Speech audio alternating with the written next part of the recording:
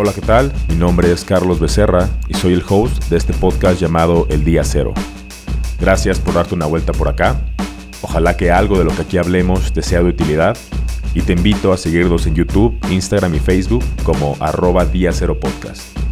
Ahora sí, vamos con el episodio.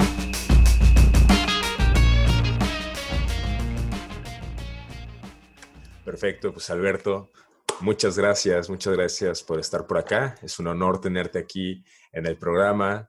Es un honor que nos regales unos minutos de tu tiempo para platicar pues, de ti, de tus proyectos, de tu experiencia y que creo que probablemente nos darían para hacer varios episodios con todas las empresas y negocios en donde has participado. Según lo que pude investigar, por lo menos eres fundador de 7 de ellos. Corrígeme si no estoy bien. Sí, aunque algunas ya no funcionaron y Ya tuvimos no. que cerrarlas, pero Claro, sí, claro. me ha tocado empezar varias empresas. Sí. Te digo, y aparte de las que empezaste, con las que has estado colaborando, la verdad es que es muy loable todo el trabajo que has hecho. Pero Gracias. pues obviamente, aunque se vea un largo camino, una larga trayectoria que tienes, toda la experiencia, pues tuviste que iniciar por algún lado, ¿no? Y es por ahí por donde quisiera empezar la plática. Quisiera que nos llevaras tanto a la gente que nos está haciendo el favor de escucharnos como a mí, a esos días en los cuales pues apenas estabas pensando en iniciar tu primer proyecto. Me interesa saber cuál fue el comienzo y en qué proyecto iniciaste, cómo nació esa idea. Así que pues me gustaría que nos ayudaras a comprender cómo es que inicia todo este camino de emprendimiento, Claro. por favor. Sí, con gusto. Te platico, mira, realmente mi camino como emprendedor empezó hace bastante tiempo. Podemos separarlo en dos. Cuando yo estaba en la prepa y en la carrera, intenté o empecé varios negocios, pero chiquitos, negocios que eran hacer algo para conseguir lana, algún proyecto pues muy puntual, ¿no? Desde vender flores el 14 de febrero entre las escuelas donde iba yo, donde iban mis hermanas, donde tenía contactos, hasta, hasta rifas, ¿no? De que vamos a una rifa, creo que aquí saca algo de lana. Este, Okay. o proyectos en la escuela, ¿no? De que le ayudabas a alguien con algo, que le cobrabas. Yo di clases particulares mucho tiempo. Entonces, eso es como una etapa que afortunadamente desde chico me tocó pues, vivir con la necesidad o las ganas o el gusanito emprendedor. Eh, Uh-huh. pero bueno, todos son como proyectitos. Sí. Pero luego ya viene el tema de emprendedor, en donde buscas hacer una empresa, crear un equipo más formal, más de largo plazo. Y esa es una etapa que podemos decir que empieza como finales de la carrera, el gusanito, y todo empieza porque tuve la oportunidad de estudiar en una universidad, pues muy buena, con muchos accesos a universidades internacionales, que es el TEC de Monterrey, donde teníamos Uh-huh. como posibilidad de hacer intercambios de manera fácil, entre comillas, ¿no? Si te movías, podías hacer intercambios. Entonces hice un intercambio en la Universidad de Austin, Uh-huh. en Texas, y en esa universidad tuve una clase de Venture Capital, tal cual. Venture Capital, que hoy lo conocen como capital de riesgo en México, o capital emprendedor. Uh-huh. Y conocí lo que era vamos a decir, el motor que impulsaba las empresas innovadoras, por ponerle un concepto. A las empresas están tratando de hacer algo de manera muy diferente, ¿no? O con caminos diferentes. Entonces ahí conocí que el Venture Capital es básicamente estos inversionistas que ponen su dinero con tal de impulsar tecnologías o impulsar innovación, Uh-huh. sabiendo que 9 de ellas no van a funcionar, pero que con una de ellas que funcione paga rendimientos y sobre todo pues cambia una industria, ¿no? Uh-huh. Eso a mí me apasionó, a mí me apasionaba todo el tema de innovación y dije, wow, es el camino, ¿no? Me encanta esa innovación acelerada y acelerada por recursos económicos que alguien pone arriesgándole. Entonces de ahí como que me entró el gusanito y dije, pues quiero meterme a este tema. Me di Uh-huh. cuenta que en México la manera más fácil de hacerlo era software, porque el Venture Capital impulsa muchas cosas, ¿no? Desde energías limpias, nanotecnología, biotecnología, cosas que en México tal vez todavía estaba muy difícil empezar una empresa en nanotecnología, por ejemplo. O Uh-huh. básicamente no tenías contacto, no tenías con quién acercarte. Claro, Entonces me di claro, cuenta sí. que la industria del software era una industria bastante accesible, en donde en México hay talento, en donde las universidades enseñan temas relacionados, en donde es fácil arrancar, o sea, tienes un mercado, porque al final con software es una herramienta para llegar a casi cualquier mercado. Entonces, se me ocurrió que por ahí. Y entonces, desde finales de la carrera, siempre tuve el gusanito de hacer algo relacionado a software que pudiera ser candidato para recibir capital de un inversionista de alto riesgo y poder, pues, hacer algo disruptivo o por lo menos innovador en su segmento. Conocí justamente al final de la carrera a otros amigos que también tenían ese gusanito o están tratando de emprender en Internet y decidimos, cada quien traía algunas ideas. Yo tenía unas ideas de jugar fútbol, entonces tenía unas ideas de hacer algo relacionado con las ligas, amateurs. Okay. Me junto con varios amigos que están en eso y encontramos que hay un amigo en particular que ya estaba empezando una empresa basada en Internet para la industria del transporte de carga. Y dijimos, oye, ¿por qué no nos juntamos y en vez de hacer cada quien su empresa, hacemos una sola empresa que tenga la idea o la misión de crear empresas en Internet, en donde compartamos pues la misma base de desarrolladores de software, de marketing, etcétera, y nos volvemos una empresa que opere negocios en Internet, ¿no? Y así es como surge la primera idea y ya juntos dijimos, bueno, tenemos que empezar por una, no podemos hacer las 4 golpes, y así fue que empezamos. Entonces Okay. empezamos con una que se llama Rutanet, que era este portal para la industria de carga, para transportistas que encontraban viajes vacíos. Y ahí vas aprendiendo que no es tan fácil como parece, no es como que se te ocurre una idea y ya. Pero de Claro, ahí básicamente ya estábamos como que en la caminadora y no quedaba más que pedalearle y darle para adelante, ¿no? Y claro, esos son claro. como los inicios. O sea, tú nunca iniciaste trabajando en una empresa, siempre fue como de saliste de la universidad y empezaste tu propio proyecto. No, sí, sí, bueno, ahí me salté un par de años, pero Ujú, desde la carrera traíamos ese gusanito, estuve moviéndome en varias cosas, pero ujú. luego salí de la carrera y Ok, empecé a trabajar. De hecho, trabajé en un corporativo muy grande en Monterrey, ok, en el área de innovación. Por eso es que también me gusta tanto la innovación.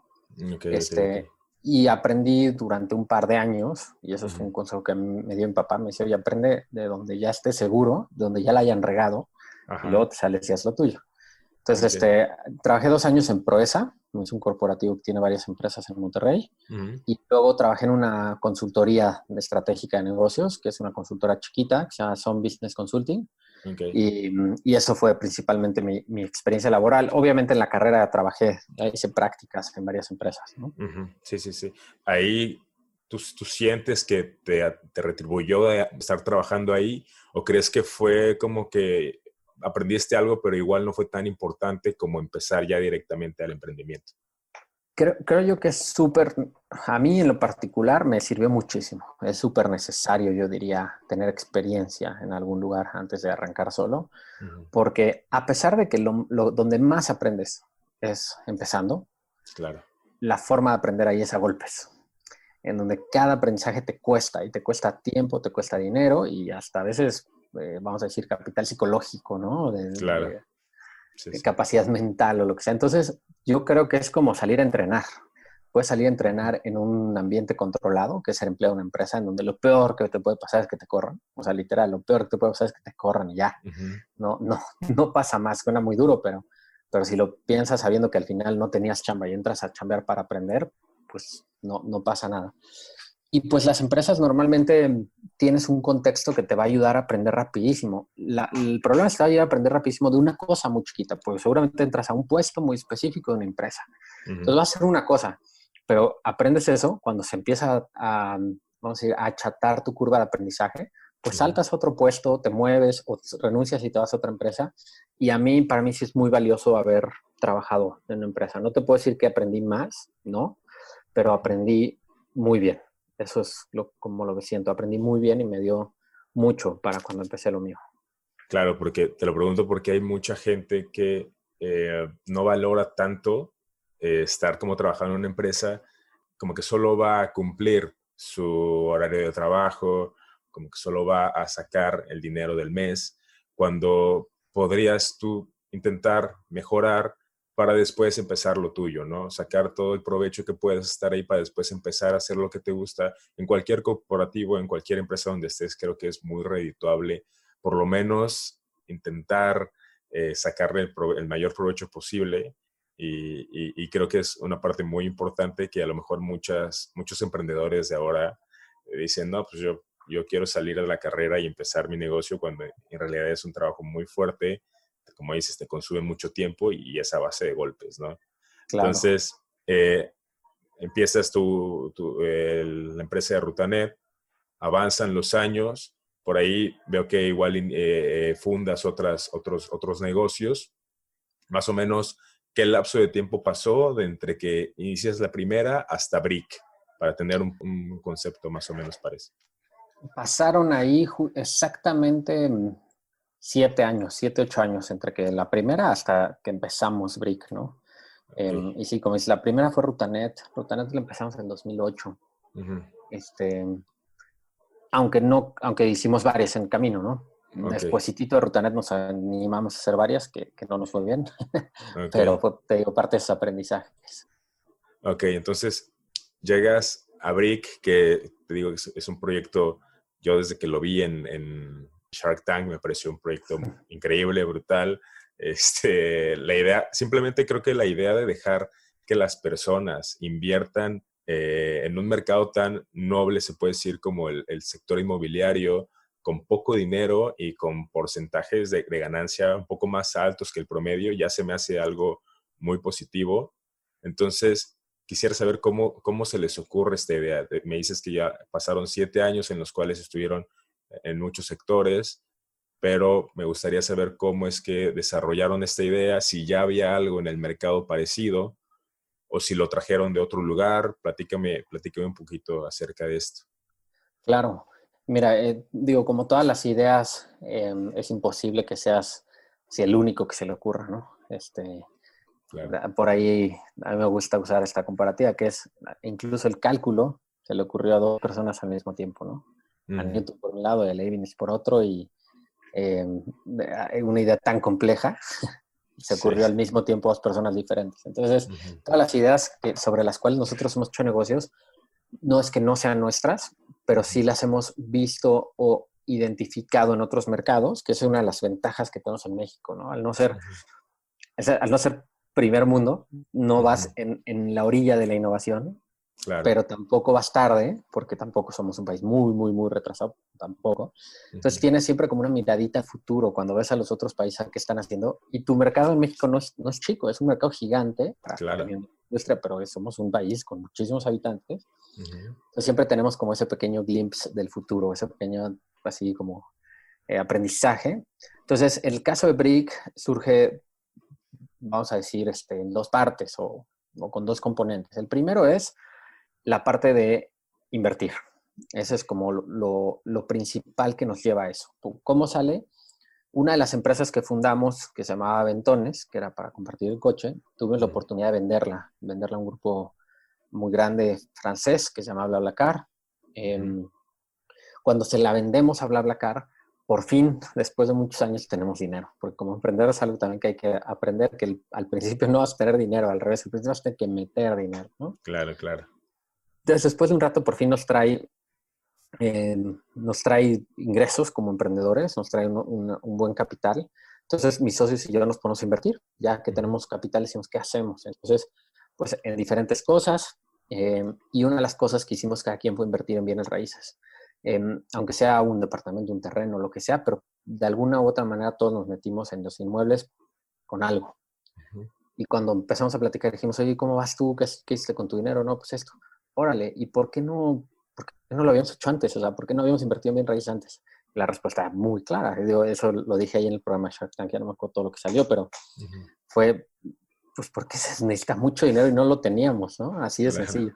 Sí, sí, sí. Entonces dijimos, oye, pero si ahorita nos juntamos nosotros 3 y ponemos la lana, podríamos comprar otro. Sí. Oye, y si juntamos en vez de 3 a 15, podemos comprar 2. Ah, pues sí. Y entonces como que sale la idea y dices, claro, lo puedes democratizar o hacer que muchas personas le entren. Y entonces volteas a ver qué hay. Y esa es la segunda parte, ¿no? Es una cosa es dónde poner tu lana. Nos damos cuenta que nos gusta bien raíces, pero ahora, ¿cómo hacer esto? Y te das cuenta que en otros países ya empieza a haber, sobre todo en Estados Unidos, empieza a haber modelos similares o modelos alrededor de ese concepto. Entonces dijimos, claro, el crowdfunding es justo eso, es que muchas personas aporten a un solo proyecto, a un solo fin. Entonces fue que dijimos, oye, hace sentido, en vez de hacerlo entre nosotros para comprar inmuebles nosotros, ¿por qué no lo hacemos como un negocio? Y nosotros somos el que concentra todos estos esfuerzos, el que atrae las oportunidades y pues ahí creo que hay un buen negocio. Entonces lo estuvimos analizando y fue que así decidimos empezar Brick, ¿no? Entonces está padre porque cumple una necesidad propia, que era nosotros invertir en bienes raíces. Desde que existe Brick yo invierto más en bienes raíces que antes. O sea, soy usuario de Brick. Y por otro lado, pues nos topamos con una idea que tiene que ver con innovación, que nos apasiona, que tiene que ver con software, que sabíamos, y con lo que queríamos, que era invertir en bienes raíces. Entonces, así es como nace Brick. Dentro de este desarrollo de todo este proyecto, porque al adentrarte un poquito más a ver todo lo que significa Brick, parece una idea muy bien hecha, es decir, un proyecto muy bien trabajado. Quisiera saber qué complicaciones han tenido en todo este proceso para dejarlo tan bien, porque me parece un proyecto que está, aparte de la intención, el proceso está muy bien armado. Supongo que han tenido alguna complicación para llegarlo a tenerlo prácticamente perfecto, si se puede decir así. Ya, gracias. Pues la verdad es que todavía nos faltan muchas cosas, pero qué bueno que se ve bien hacia afuera. Sí. Han pasado muchísimas cosas y siguen pasando, y creo que eso es algo de lo que significa emprender, ¿no? Nunca va a ser como que, ya, todo igualito como siempre y fluyen las cosas. El primer reto, en el tema de Brick en particular, te voy a decir que fue el tema legal y fiscal. ¿Cómo hacer que esto sucediera, no? Porque, oye, qué bonita idea, suena. Entonces, lo primero que te preguntas es por qué no lo había hecho alguien antes. ¿Será que soy súper inteligente y a nadie se le ha ocurrido? Que la respuesta normalmente es no. O sea, no eres quien se lo pregunte, ¿no? Salvo que seas científico y de verdad estés en la orilla de la innovación mundial, la respuesta es no. O sea, a alguien se le ocurrió y entonces hay que entender por qué lo hicieron o por qué no lo hicieron o por qué falló o por qué va bien. Entonces eso fue lo primero que se nos preguntamos, ¿por qué no se ha hecho? Y entonces nos dimos cuenta qué cosas sí se han hecho, qué cosas no se han hecho. Y lo primero que te das cuenta es que hacer crowdfunding en México antes de la ley FinTech, porque es importante mencionarlo, de 2018 para acá cambian las cosas, pero antes del 2018 era ilegal. No, una persona no puede agarrar, levantar la mano y decir, dame dinero y vemos qué hacer con él. O yo te invito a invertir y aquí vemos, ¿no? Porque eso se le llama captar dinero. Entonces tú no puedes captar dinero del público si no tienes autorización para hacerlo. Ese fue el primer reto. La manera de solventarlo fue pues entendiendo quién sí podía hacerlo, ¿no? Quién sí puede captar dinero del público. Entonces pueden los bancos, pueden las sociedades financieras populares, pueden ciertos tipos de instituciones. Nos acercamos con una y nos dijo, oye, me encanta su idea, yo puedo hacerlo, vénganse. Yo les pongo una lana, los apoyo con la infraestructura financiera y en este caso fue GBM, ¿no? Una de las casas de bolsa más grandes de México. Nos apadrinó, por así decirlo, o sea, le invirtió dinero porque los convencimos de eso y nos dio la infraestructura financiera para poder hacerlo sin incumplir una ley, ¿no? Ese fue el primer reto. Y luego viene el reto tecnológico, te diría que es sencillo porque Brick no estamos hablando de inteligencia artificial o cosas así como muy sofisticadas, a pesar de que sí tiene sus componentes. La realidad que lo que hace Brick es ordenar la información, es poder tener registros, ordenarlos y tener serie de reglas alrededor de esos registros. Entonces no es algo muy complicado, ya lo sabíamos hacer, entonces vamos a decir que ese reto es importante, pero ya teníamos la experiencia para atacarlo. Claro.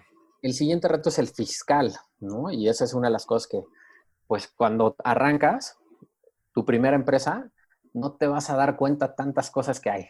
Tal, tú vas a decir, ¿quién es mi cliente y cómo le vendo? Pero después, ¿cómo le vendo? ¿Cómo le cobro? ¿Qué pasa si no me paga? ¿Cómo reporto? ¿Cómo pago impuestos? ¿Cómo contrato? ¿Cómo crezco? O sea, hay muchas cosas que, pues, dado que ya veníamos de experiencias buenas o malas o lo que sea, pero experiencias, pues ya sabíamos, ¿no? Entonces, primer punto, órale, ya está lo legal, ya está lo tecnológico. ¿Qué implica? ¿Qué implica para nosotros fiscalmente? ¿Qué implica para el inversionista? Entonces, ese fue otro tema y ahí sí, la manera de resolverlo fue a billetazos. ¿Cómo es billetazos? Pues pagarle a la gente que sabe. Claro. Entonces, contratamos unos despachos de abogados caritos. Yo antes no me gustaba gastar en abogados y ya aprendí que si es necesaria, claro. Si lo eliges bien es bueno. Y pues bueno, encontrar por dónde, cómo y cómo hacerlo, ¿no? Entonces eso fue de los retos principales, lo legal y lo fiscal, ¿no? Y lo financiero. Sí, sí, sí, tendría que tener algunos por ahí tropiezos para eso, pero necesarios para poder pues, hacer crecer un poco más el servicio. Y luego de esto, todos estos detalles, estos problemas que fueron solventados en el camino, pues viene, supongo que Shark Tank, que es donde creo que mucha gente los empieza a conocer. Sí. Para este punto, por lo que yo tengo entendido, ustedes ya habían levantado por lo menos capital para impulsar a Brick.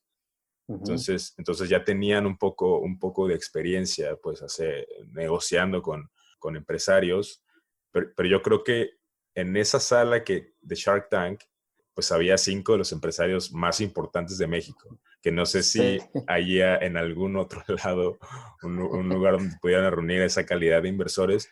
Supongo que para ustedes dos que por lo menos que se presentaron en el programa, pues era todo un reto tratar de exponer su proyecto, no solo a ellos, sino al mundo, porque Claro. tratar de explicar tu proyecto a miles de personas que van a estar viendo el programa, pues sí implica una preparación extra, ¿no? Entonces me gustaría saber cómo se prepararon para ese día y en general cómo calificas la experiencia de participar ahí.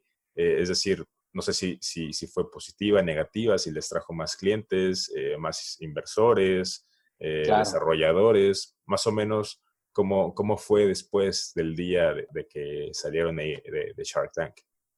Te cuento la experiencia porque fue muy divertida y sí, tiene muchas partes. Okay. Lo primero es, cuando Shark Tank salimos, no mal recuerdo, fue el año pasado. Uh-huh. A principios de año grabamos. Entonces nos invitaron a finales del 2018.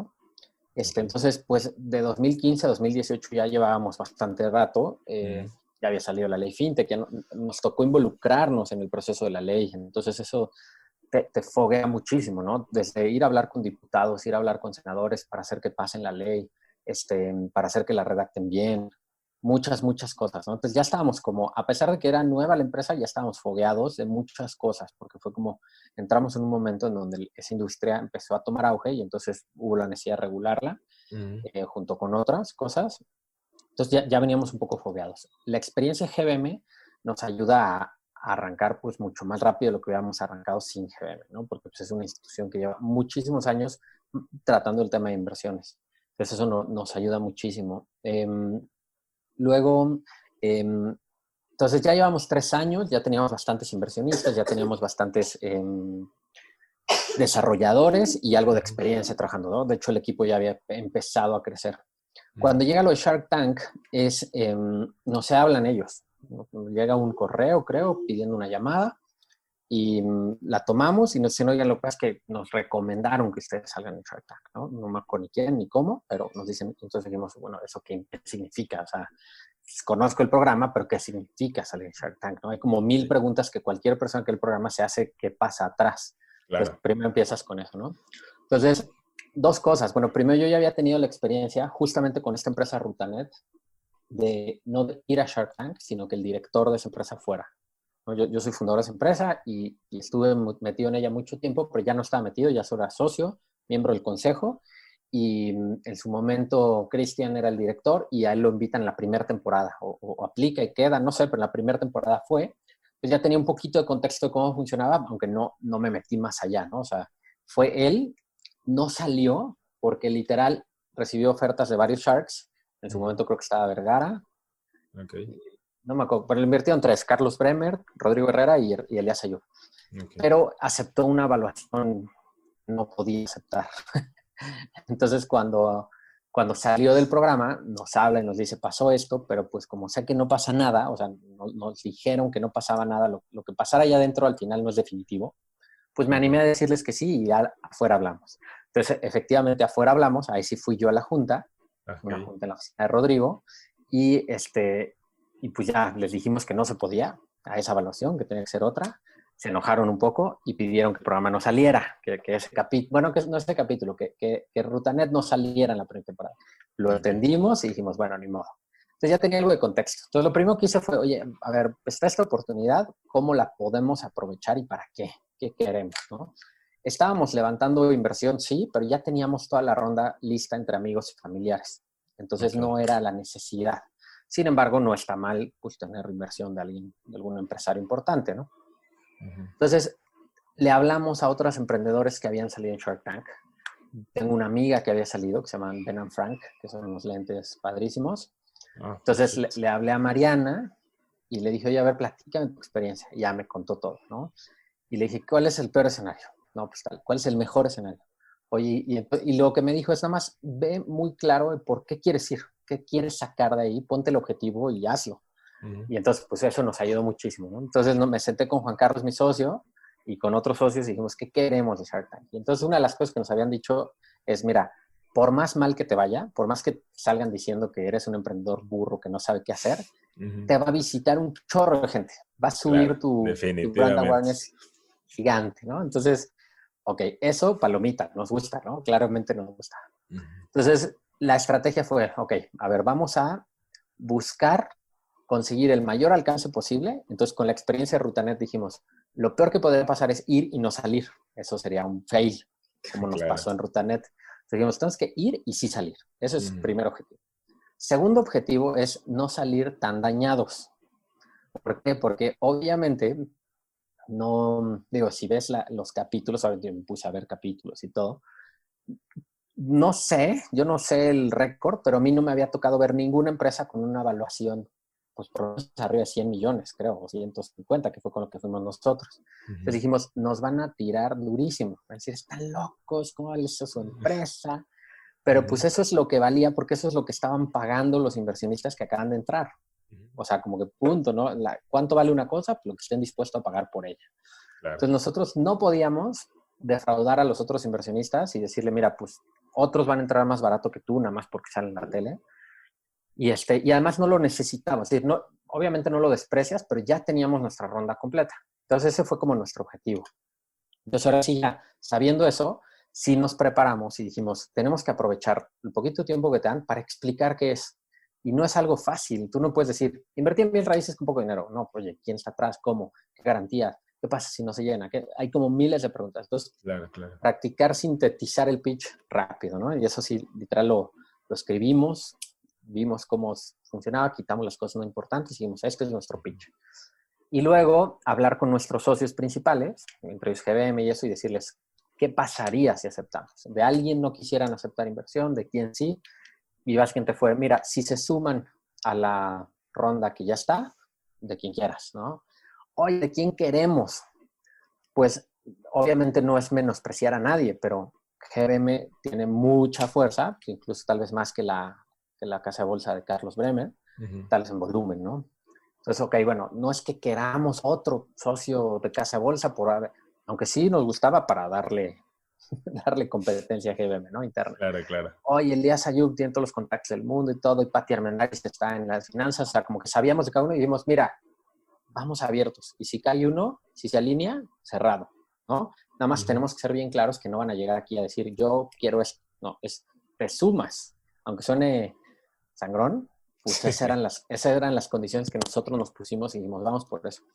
Entonces, ya sabiendo eso, ahora sí, te preparas pensando en que tu objetivo es ese, y es muy diferente ir al programa viendo qué pasa a ir tratando de conseguir algo. Claro. Entonces, no sabíamos que iba a estar Marcus. Esa es una de las cosas que nos habían dicho que no iba a estar. Okay. ¿Por qué? Porque yo ya conozco a Marcus desde hace mucho, porque justamente con Rutanet y otras empresas, con Aventones, me tocó trabajar en un grupo telefónica en donde él trabajaba y nos tocó hacer unas cosas y Marcus nunca quedó contento con nosotros porque Rutanet ya estaba en una etapa en donde ya no estábamos nosotros, ya estábamos buscando quién la llevara. Entonces Marcus nunca le gustó que digamos el programa de aceleración que él dirigía, nosotros no le pusimos toda la atención, la verdad, que se merecía, porque teníamos otras cosas. Y luego con Aventones lo llevaba una socia, pues la verdad es que Telefónica cambió las condiciones que nos ofreció y dijimos que no. Y Marcus se enojó mucho. Dijo, no, ¿cómo que dicen que no? Si ya habían dicho que sí. Le dijimos, habían dicho que sí a una cosa, no a esta otra. Y mi socia Cristina es fuerte, es dura. Y entonces no se dejó. Y cuando Marcus le dijo, oye, pero deberían conseguir, dijo, no. Entonces Entonces, como que desde ahí, ya, con Marcus estábamos peleados. Echado. No en mala onda, pero sí sabíamos que Marcus no nos quería. Sí. Entonces, según yo se nota, en el programa se nota así, Alberto, tú eres un emprendedor poco enfocado, no sé qué. Entonces, Sí, creo que sí se sabía. alcanzó a ver un poco, pero pues como no conocíamos el entorno, pensamos que Claro. fue como, no sé, algún comentario o algo así. Pero ya que lo cuentas como detrás, pues ya la gente va a saber un poco Sí, de la sí. historia. Okay. Entonces, cuando yo entro y veo a Marcus, digo, ok, ojalá y no me tire muy duro, pero bueno, no va a Okay. pasar nada. Entonces, pues ya salimos con esa intención, ¿no? De agarrar y tratar de explicar todo muy rápido, pero bien claro, decir muy claras las condiciones, es decir, venimos por el 1,5 millones por el 1% y punto. O sea, entonces por eso luego nuestro pitch, ya no me acuerdo qué alcanza a salir, pero dijimos, los invitamos a sumarse a los inversionistas que ya están. Si las condiciones están puestas, no las podemos cambiar nosotros. Okay. Afortunadamente, Arturo Elías lo agarró rapidísimo la idea y él mismo dijo, a ver, para recapitular, Brick hace A, B, C y funciona así. Lo dijo perfecto. Eso, ahí creo que en el programa hasta me volteé con Juan Carlos y dije, wow, no podíamos tener mejor marketing que un tipo como Arturo Elías diga tu Entender. negocio también Claro. explicado en tele, así en prime time, ¿no? Okay. Entonces ahí fue bien. Y luego, lo que pasó es que la grabación duró mucho tiempo, casualmente porque Carlos no entendía el negocio. Carlos decía, a Okay. ver, me están invitando a invertir en bien raíces. No, en la empresa que ayuda a que la gente invierta en bien raíces. Y Okay. entonces Arturo le explicaba, Rodrigo le explicaba y se tardaba. Entonces, obviamente en la tele sale una parte reducida. Okay. Ya cuando llevamos casi una hora ahí, ya como que dicen, ya hay que acabar así, punto, ¿no? Entonces, por eso es que se ve como muy rápido que cuando Sí, yo sí, sí. digo, Carlos, nos interesaba tu opinión o nos interesaba tú nos interesabas, que nunca me refería a los demás, ¿no? Nada más decía él, pues claro que nos interesabas. Claro. Arturo dice, sí, pues yo me salgo. Pero obviamente es como, es un show y lo tiene que ser dramático y teníamos que acabar porque ya estaba el otro emprendedor afuera. Entonces era como que acaben rápido. Ajá. Entonces eso, sin duda, ya cuando lo editan y todo, pues le ponen el drama de, tenían a todos los Sharks y se les fueron, ¿no? Bueno, casi todos. Entonces ahí es como lo que decimos es, bueno, el objetivo era no salir tan dañados. Creo que no salimos tan dañados, ¿no? Mal hubiera sido que dijeran, eso no funciona, o qué miedo invertir ahí, o Claro. yo no pondría mi dinero. Y no fue el caso, fue al revés, fue, pues vete con Carlos. Entonces, la experiencia fue muy positiva primero fue súper divertida, eso sí, nadie nos lo quita, ¿no? Claro, claro. Está muy padre ir al set y no sabes ni dónde es y literal te agarran en una van como si te raptaran, así. Entonces eso está divertido y pues el tiempo en televisión, entonces no sabíamos si iba a salir o no, porque te dicen no salen todos, pero ya cuando nos avisaron que íbamos a salir fue así como win, así como chin, vientos, ¿no? Cachín. Claro. Este, no sabíamos cómo iba a salir, no sabíamos qué iban a editar, qué iban a dejar, pero pues creo que salió muy bien. Obviamente hay mucha gente que dice, qué burros, yo lo hubiera hecho diferente, y entonces se oye esa gente. Si no, te podría decir que nos trajo muchísimo tráfico al sitio, nos dio muchísimo exposure. Algo muy curioso, desde que lo subieron a YouTube, nos trajo como el triple. O sea, cuando salió en la tele, mucho, pero cuando lo subieron a su canal de YouTube, el triple. Y, Claro. y obviamente los comentarios que ves es la gente que se engancha y que dice, es que este tipo por soberbio dejó ir a los Sharks, así. Pero atrás de ese hay otros 100 que nos escriben en privado y nos dicen, yo los vi y me encantó, ¿no? Claro, claro, Entonces claro. creo que el balance es muy positivo. A pesar de que hay sus cosas negativas, el balance positivo es mucho mayor, ¿no? Definitivamente. Y lo ves en los videos que hay. Me ha tocado ver, tú buscas Brick en YouTube y te salen 5 o 6 videos de gente que ya ha invertido y todos, no hay ninguno que no hable de que es una mala aplicación, de que es un mal sitio web. La mayoría de esto, todos hablan muy bien de eso. Eso obviamente se dio por salir en el programa, ¿no? Obviamente se dio desde que subieron el programa a redes y sí, sin duda creo que desde afuera se ve que les fue muy bien. Probablemente hay gente que les tiró hate en algún sentido, pero muchísima más la gente que les gustó la idea y que ahorita están invirtiendo. Me interesa mucho saber, a mí me ha tocado que hay proyectos en los cuales yo sé que necesito dinero para echarlos a andar. Tengo la idea, tengo el equipo para poderlos hacer, Y la forma en que tú me comentas de que te has acercado a diferentes empresarios para que inviertan, a diputados para que redacten bien la ley FinTech.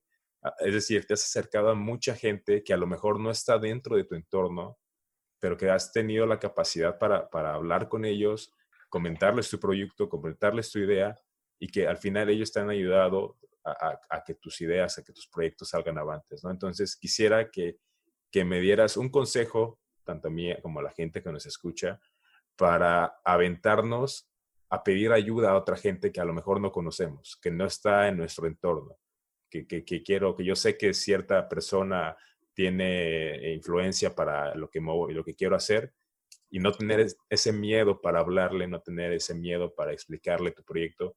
¿Qué me nos recomiendas hacer para hacerlo? Muy buen punto. Mira, ahí te va lo que a mí me ha servido después de tiempo. Primero, como dicen por ahí, como dice el dicho, el no ya lo tienes, ¿no? Y eso hay que tenerlo como bien claro. Es decir, no pasa nada si intentas algo y no sale, porque lo peor que puede pasar es quedarte donde estabas, sobre todo cuando se trata de contactar a alguien. Claro. Eso es lo primero. O sea, el que no se anima nunca lo va a conseguir, eso es un hecho. Entonces, vamos a suponer, asumiendo que todos se animan, ¿cómo sí conseguirlo? ¿Cómo tener mayor puntería, ¿no? Entonces, lo primero, que para mí esto es súper crítico, es saber redactar bien. Saber redactar bien te abre muchísimas puertas. Y eso sí es algo que, pues hoy en redes sociales se ve mucho, pero tener buena ortografía y saber redactar, yo creo que es base para poder conseguir contactos, introducciones, moverte. ¿Por qué? Porque normalmente vas a pedir o vas a mandar algo y es muy fácil que sea escrito, porque el email creo que es uno de los canales más abiertos. Salvo que tengas todos los contactos del mundo y levantes el teléfono y le hables a no sé quién y te ponga allá al lado, pues bueno, tal vez tu estrategia debe ser labia y saber hablar bonito. Pero en mi caso no es. Yo no tengo el tío que me conecta por todo el mundo, ni nací, o sea, nací obviamente en una situación de privilegio porque pude estudiar en una escuela afortunadamente muy bien, pero no nací en una familia, no soy hijo de Elías Ayub, que es donde seguramente ese cuate se voltea y lo conectan donde quiera, ¿no? Claro, claro. Entonces a mí pues dije, tengo que buscarlo, ¿no? Entonces, primero es eso, redactar muy bien. Me tocó hacer muchos, como le llaman, correos en frío, de que consigues el email. El email de alguien lo puedes conseguir buscando en Google, preguntando, haciendo pruebas, se consigue. Entonces, ya que consigues el mail, ahora sí, ¿cómo hacer que te reciba, ¿no? Entonces, hay que saberse poner en los zapatos a quien estás tratando de contactar. Es decir, si yo fuera él y alguien me escribe, ¿qué esperaría de ese escrito? ¿Qué me haría decir, mira, sí lo voy a atender? ¿Y qué me haría decir, puta, qué flojera otro de estos güeyes que me escriben, ¿no? Entonces, eso creo que es muy importante. Entonces, saber redactar muy bien y ponerte en los zapatos del otro, eso es súper importante. Y si no consigues el correo electrónico, pues vas a conseguir el correo de alguien que tal vez lo tiene o de alguien que lo podría conocer. Entonces, simplemente hay más escalones en el camino, pero no deja de ser saber escribir, saber redactar, saber comunicar una idea y saber qué idea comunicar, ¿no? Entonces, para mí eso fue súper clave. Así llegamos con GBM. Digo, en este caso fue porque una persona que trabajaba en el fondo de inversión que nos invirtió en Aventones, trabajaba en GBM. Entonces, lucramos ahí. Pues, oye, mándame un mail diciendo qué se trata. Pues hay que saber redactarlo, ¿no? Y luego, otra cosa pues muy importante es saber hacer las relaciones y dejarlas abiertas de alguna manera, y no se trata de invitar a comer a alguien, ¿no? Sino de, en general, tener esa poca cantidad de carisma o suficiente cantidad de carisma para que se acuerden de ti. Entonces te digo que hagas todas las bromas del mundo, pero pues si tu historia tiene algo relevante, se van a acordar de ti, ¿no? Entonces en mi caso era el emprendedor que le luchó, que cayó 2 empresas o 3 y luego por fin la hizo en una. Entonces, tener algo que te haga memorable para que se acuerden de ti, para que tengas esa relación, y eso te ayuda a abrir puertas, ¿no? Y la otra es que las que te abran, porque muchas, por ejemplo, el tema de los diputados con nosotros no fue que los buscamos, fue que habíamos tan pocos que cuando empezaron a hacer la ley, o cuando se les ocurrió hacer una ley, pues no tenían a quién contactar más que los pocos que habíamos. Sí. Entonces, de repente te buscan y te dicen, oye, necesitamos que vayas al Senado a platicar pues a prepararte, ¿no? Y así como el Shark Tank, a ver, ¿qué hace el Senado? ¿Para qué me quieren buscar? ¿Cómo funciona? Mira, en esta otra industria pasaron una ley, vamos a hablarle a la persona que estuvo en esa votación de la ley. Y entonces ya, okay, para esto me quiero, ya entendí. Entonces voy y voy a hacer un buen trabajo ahí, ¿no? Entonces, uno de los principios que tenemos en Brick es lo que hacemos, lo hacemos bien. Entonces, si te abren una puerta, procura prepararte para poder aprovecharla y entonces generar esa memorabilidad que te abra otras, ¿no? Perfecto. Esos serían mis consejos. Creo que está muy, muy claro. Sí, yo siempre he dicho que saber comunicarte, saber comunicar lo que dices, porque una cosa es decirlo, pero otra cosa es que la gente cache la idea exactamente como tú lo quieres decir, y eso involucra mucha preparación, involucra mucho sentido común, y creo que es vital que lo digas tú, que tienes ya tanta trayectoria en esto. Quisiera regresarme un poquito al sector inmobiliario. Muchas de las personas que nos escuchan en general, creo que nos han dicho que cuando tengas un poco de dinero, que lo inviertas en este sector, ¿no? Ya sea comprando una casa, un terreno, porque se puede decir que es dinero seguro, que se vende rápido en cualquier situación, porque casi siempre recuperas esa inversión, ¿no? Entonces, para ti, Alberto, tú que tienes un poco más de experiencia en esto, ¿por qué crees que la gente debería de invertir en el sector inmobiliario? ¿Qué cualidades tú ves en la industria para que sea positivo hacerlo? ¿Y qué crees que debería de informarse la gente? Porque igual mucha gente no lo hace porque no le entiende o no está informado lo suficiente para hacerlo. Entonces, ¿qué es lo que debería, por lo menos conocer, algunos 2, 3 aspectos que debería conocer de la industria para evitar decepcionarse, perdón, al hacerlo? Enseguida continuamos con el episodio. Simplemente quería comentarles que si tienes en mente crear un podcast o ya tienes uno y necesitas crear contenido para llevarlo a conocer a más personas, nosotros podemos ayudarte con eso. Estamos aliados con Micromarket, que es una agencia de marketing y contenido que se enfoca en potenciar los nichos de mercado, y el podcasting es uno de esos nichos. Así que si estás interesado, estamos en Instagram y en Facebook como @micromarketmx. @micromarketmx. Escríbenos, dinos más o menos qué es lo que tienes en mente y trataremos de ayudarte a crearlo. Incluso, aunque no sea con respecto al podcast, sea cual sea el contenido digital que quieras crear, nosotros podemos apoyarte a hacerlo.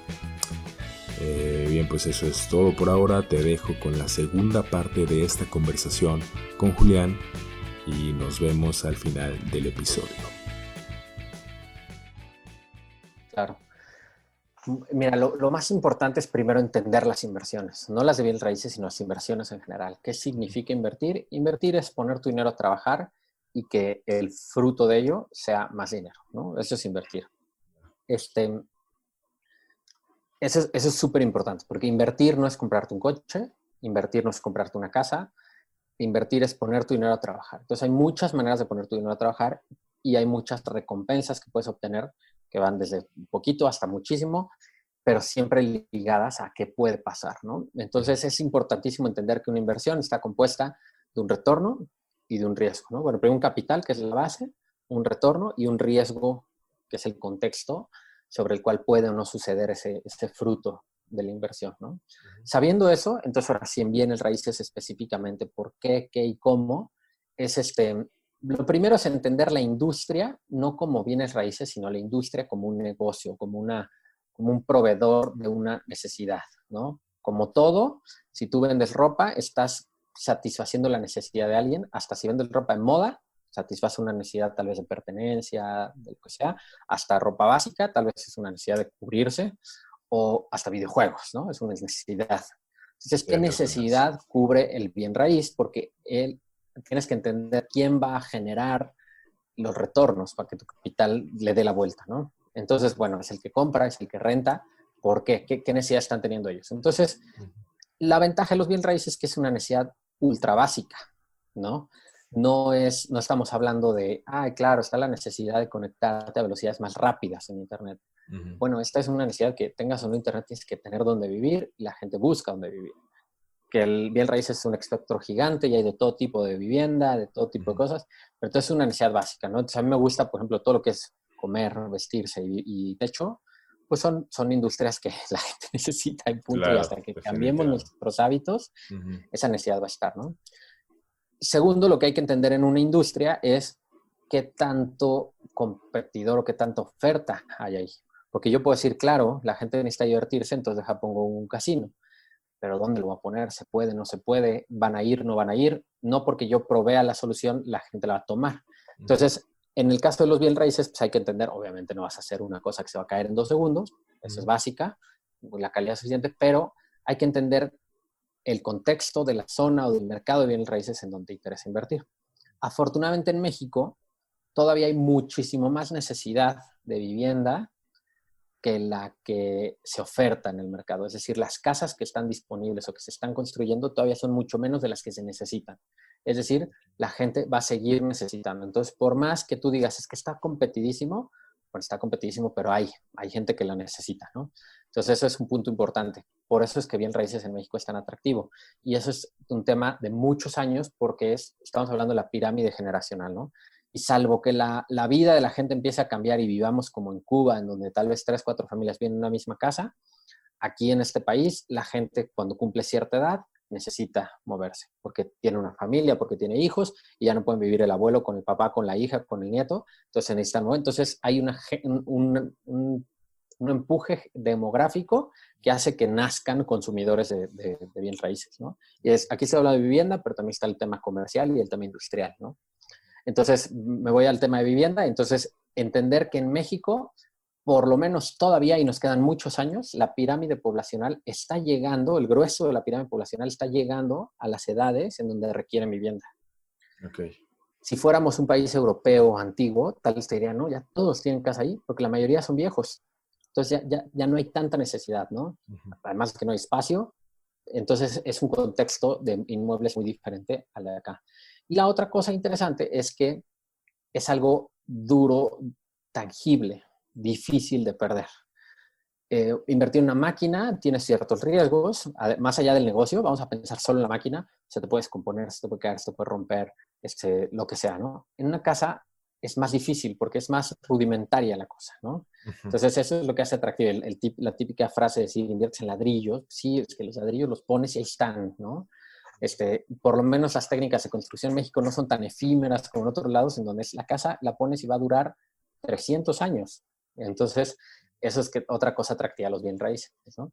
Pero todo esto lo digo para que tengan un contexto, no de por qué bienes raíces, porque obviamente yo estoy sesgado, porque yo quiero que inviertan en eso, sino porque a mí me llamó la atención bienes raíces. Y así aplicaría para cualquier industria. Si quieres invertir en la industria de, no sé, de comida, bueno, hay que entender en cuál, por qué, si es necesaria, si hay competencia, si hay demanda, qué lo hace, cuáles son los riesgos, ¿no? Entonces, creo que eso es lo importante. Ahora, la otra cosa es, que eso es en donde entra Brick, es entender que ya no se necesitan muchísimas cantidades de dinero, cantidades muy altas de dinero para hacerlo, ¿no? Entonces, normalmente los bienes raíces los puedes ver como muy lejanos, pues ya no, hay que acercarse. Ahora, no porque sean bienes raíces en un contexto en donde todo se necesita, ya todo te va a salir bien. No, porque dentro del macro de la industria, pues hay altibajos y hay gente que lo hace muy bien y hay gente que lo hace muy mal. El promedio le va a ir bien, pero ahí puedes caer en uno de estos que lo hace muy mal y le va a ir muy mal, ¿no? Entonces, ninguna inversión, ninguna, recomendaría hacerla si no leen por lo menos a lo que le están invirtiendo, a lo que lo están invitando, ¿no? En el caso de Brick, nosotros le metemos muchísima dedicación a exponer toda la información, hacer un prospecto de inversión muy claro. Entonces, yo normalmente lo que les decimos a los usuarios en Brick es, pues por lo menos lee la página para que sepas en qué estás invirtiendo, ¿no? Sí, Entonces, sí. esa sería mi otra recomendación, es decir, encuentren un lugar o una opción en donde tengan la información en la mano, en donde por lo menos entiendan qué están leyendo. Aunque no entiendas la industria en general, entiende qué estás leyendo. Y eso sería, ¿no? Entonces, eso a mí se me hace atractivo de bienes raíces. Sin duda, creo que es un campo, como dices, muy extenso que tiene dentro del mismo sector varios puntos para invertir. Y qué bueno que tocas los puntos de por qué a ti se te hizo interesante informarse, leer por lo menos en lo que te vas a meter. Entonces, quisiera ahorita pasar, estuve checando tu historial, los emprendimientos que has hecho han ido desde el tema de construcción inmobiliario que tienes ahorita, pero has pasado por varios, ¿no? Has metido a industrias como dices, de alimentos, de salud, de transporte. Y quisiera preguntarte, ¿cómo es que te has metido a varios sectores? O sea, yo, por ejemplo, para meterme a un proyecto o a un sector a invertir, pues tengo que estar como muy bien informado. Y quisiera saber cómo haces tú para mantenerte, pues prácticamente innovando en estos sectores a la vanguardia, si se puede decir, porque, como dices, no somos un país que esté ni tan bien ni tan mal en cuestión de innovación, pero sí requiere meterse a fondo con qué problemas puede solucionarle a la gente mediante la tecnología, porque aunque estás abarcando varios sectores, pues siempre es meter tecnología en ellos, ¿no? Entonces, Claro. para ti, ¿qué es lo que te ha hecho que te hayas aventado a participar en tantos proyectos tan distintos que a lo mejor tienen algo entre sí, pero a pesar de que pueden ser proyectos que se vean pues tan sencillos como simplemente este de crowdfunding, de decir a la gente que te dé dinero para un proyecto, pues requiere de estar al día en las innovaciones, estar a la vanguardia en lo que viene, en las tendencias. Entonces, ¿cómo le has hecho para meterte en tantos proyectos? Mira, la forma de meterte en tantos proyectos o tantas industrias, hay dos. Bueno, hay una que es dedicación, leer. Afortunadamente hoy en día tenemos todo ahí medio a la mano. O sea, si tienes un smartphone, una computadora, Sí, sí. una buena googleada y le aprendes de alguna industria, ¿no? Lo que falta es tiempo a veces, ¿no?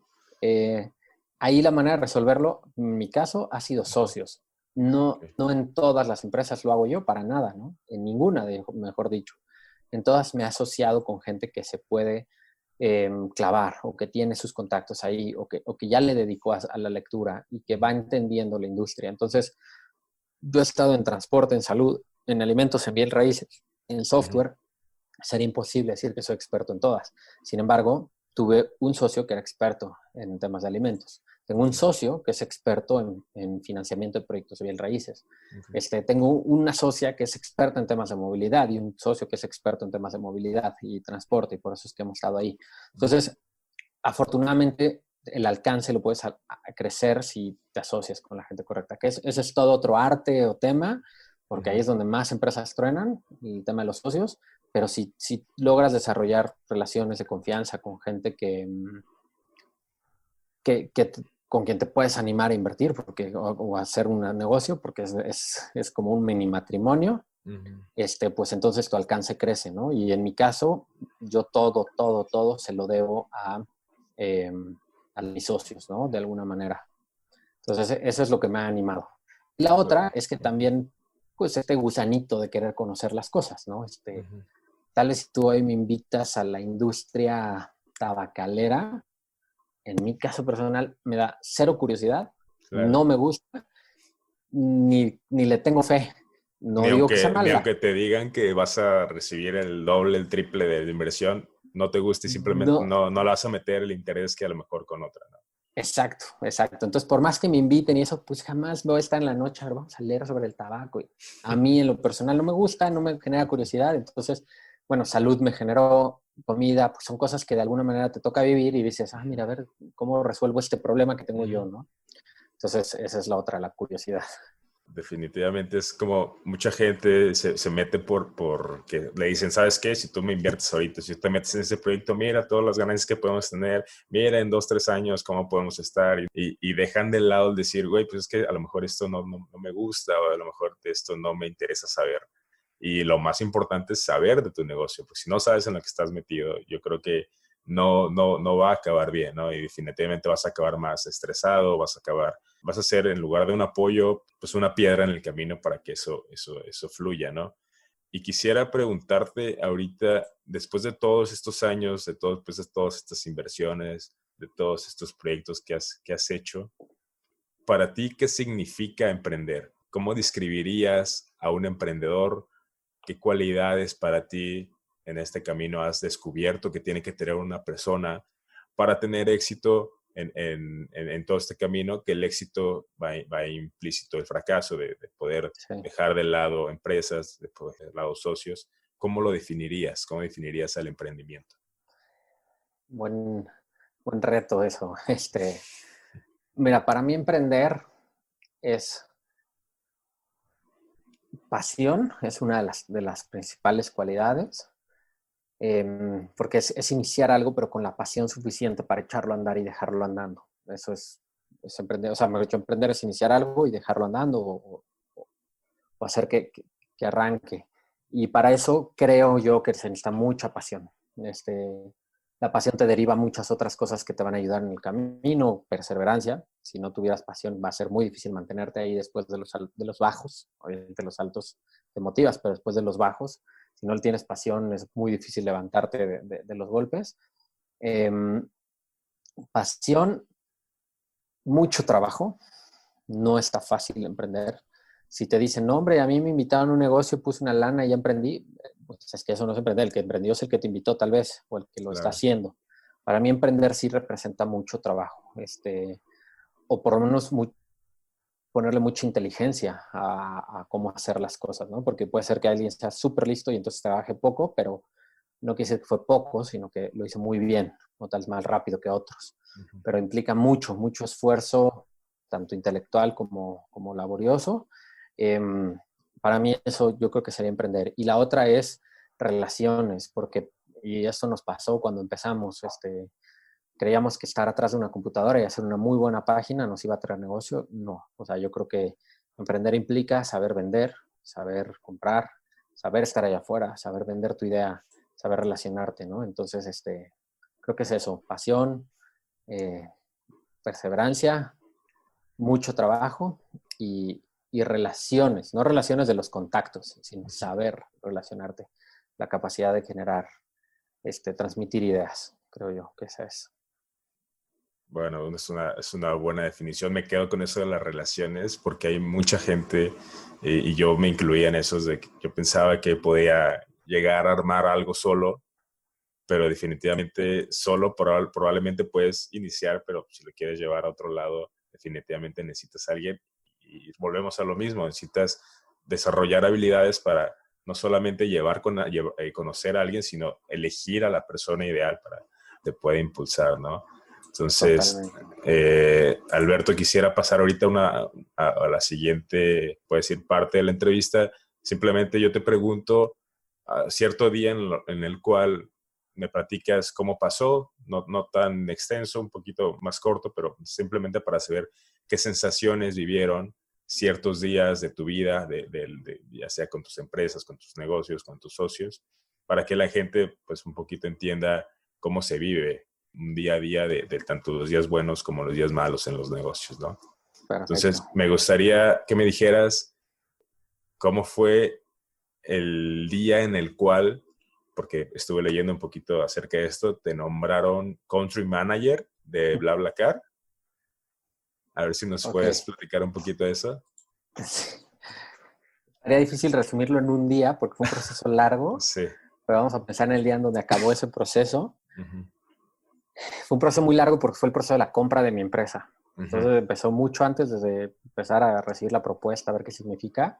Y en su momento yo no era el director de la empresa que me compraron. Entonces no esperaba yo ser el director de la unidad de negocios que pretendían lanzar.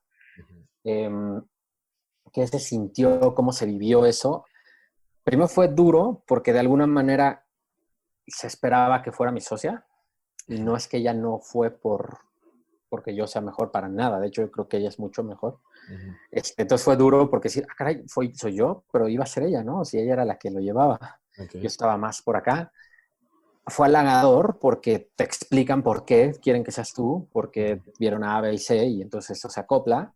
Afortunadamente también para mi socia fue, no, bueno, porque a ti te queremos en esta otra cosa, no fue porque no la queremos. Entonces fue retador, fue halagador y en el caso específico de BlaBlaCar, para mí fue como cuando entras a un cuarto y ves puras cosas nuevas, puras caras nuevas, un lugar que no conocías. ¿Por qué? Porque era trabajar con franceses, en una empresa de muchísimos millones de dólares, con muchísimos millones de usuarios, y que no me había tocado a mí. Entonces era como, me están haciendo parte de este equipo, que pues los country managers y los directores de áreas éramos pocos, y entonces tenías que ir a París a cada ratito. Para mí era un tema como totalmente nuevo, y mínimo para mí, por ese mismo tema de la curiosidad, pues representaba una gran oportunidad de aprender más, ¿no? Entonces para mí eso fue, ahí resumiría. ¿Cuánto tiempo estuviste ahí, nada más para saber? Estuve como 2 años. 2 años. Y dentro de ese tiempo igual tenías otros proyectos aparte, o estabas 100% dedicado ahí.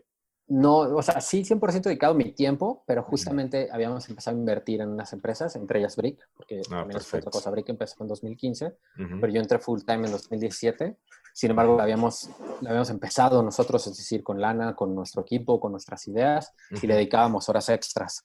Entonces sí, te podría decir que el 105% en BlaBlaCar y otro 10% del tiempo en las otras ideas. Checando otras ideas, perfecto. Exacto. ¿Cuál fue para ti el día hasta ahorita más difícil que has vivido dentro de este proceso de Brick? Del proceso de Brick, órale, el más difícil. Está muy bueno eso. Creo que fue cuando hubo un conflicto o malentendido entre dos de las piezas más importantes del equipo, entre mi socio y, bueno, entre dos de los socios, en donde pasó algo, donde no se respetaron ciertas cosas que se tenían que haber respetado entre ellos, y a mí me pone en la posición, eso me pone naturalmente en la posición de tener que tomar una decisión sobre los dos. Y es algo que se vive en todas las empresas, ¿no? No todo, es más, ni en ninguna relación, ningún noviazgo, todo es el sobre hojuelas, te vas a tomar tus días duros. Entonces creo que ese es el día más difícil. Afortunadamente, después de calmarse las aguas, como que cada quien recapacitó, se acomodó y hoy los dos siguen siendo socios y van muy bien, pero para mí sí fue una situación muy crítica. Digo, no entro en detalles, pero fue así un tema de ¿qué hago? O sea, ¿qué le digo? Los dos se van, los dos se quedan, los pongo como niños de kinder a pedirse una disculpa o ¿qué se hace, no?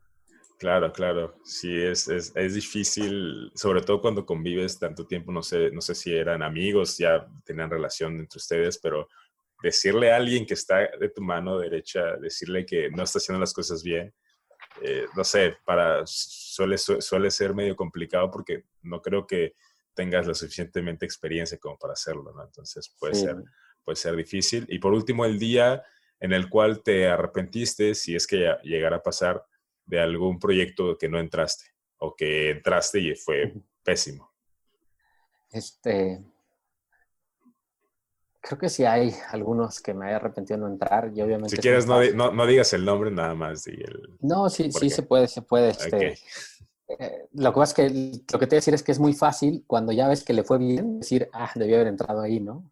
Lo difícil es verlo en su momento.